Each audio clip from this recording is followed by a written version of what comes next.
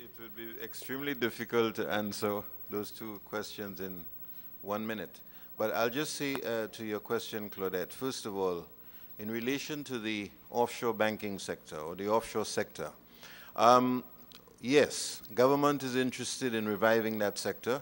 In fact, we have already engaged an expert to present us with a proposal as to the trajectory that Grenada may follow in relation to this. Of course, to give us some appraisal, a situational analysis of where the industry is at, what are the trends, what are the tendencies, what are the challenges, and what are the opportunities that present themselves at this point. So somebody's actually looking at that for us.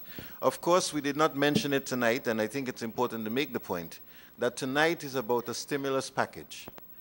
In presenting the budget, we talked about a more medium-term strategic development plan for the country. This is a rescue plan. This is an immediate stimulus. So we are not talking about the things that will not create employment in the short term. We are not talking about the things that will not generate buoyant economic activity in the short run. What we are trying to do here is to ensure that perhaps we can prevent a major catastrophe. I was making the point a couple of days ago that in a strange way, we have an opportunity which perhaps the United States and other developed countries no longer have, because we have a chance now to take a couple panadols with a shot of rum and perhaps prevent ourselves from getting a full-blown cold. They waited until they were 18 months into the illness and are now trying to take medicine. They did nothing for 18 months. So that in some ways, what we are trying to do now is to make the right intervention at this point to avert a catastrophe. So the offshore sector would not be the top priority at this moment, because we see that as a more medium-term strategic development issue rather than an injection to stop the problem that we are averting.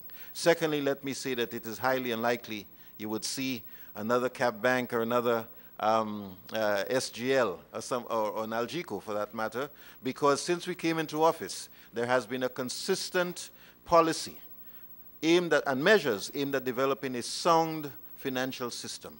The establishment of GAFIN, the Grenada Authority for the Regulation of Financial Institutions, is an example, is a model for the entire OECS. Every country is now trying to adopt GAFIN and to do what GAFIN is doing. GAFIN is the only one in the OECS. Grenada is the only country in the OECS that has a single regulatory unit governing all non-bank financial institutions. The reason that you had Cap Bank was because of errant and illegal behavior. The reason that you had SGL is that Cap Bank has no authority to regulate or control SGL. SGL was engaged in a collective investment scheme. That is, I'm sorry, no, SGL? GAFIN, I'm sorry, my apologies. GAFIN has no authority to regulate a body like SGL, because SGL was engaged in a collective investment scheme that really is a securities transaction and should have been regulated by the Eastern Caribbean Securities Regulatory Commission. So there was a gap in the law, essentially, in part. The other problem that we face, I think, I should mention, is that today we passed 2 additional laws to deal with the problem. A payment system law, as well as a business services law that will regulate money transfer agencies, including MoneyGram and so on, just to ensure that everyone, every single financial institution, whether bank or non-bank, as long as you are taking deposits and you're handling people's monies, we want to know that somebody is regulating your behavior and that you cannot throw us all into the deep, dark well.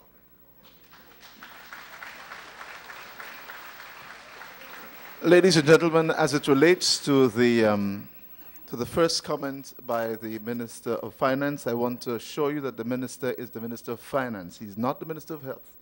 Please don't go around taking Panadol with rum.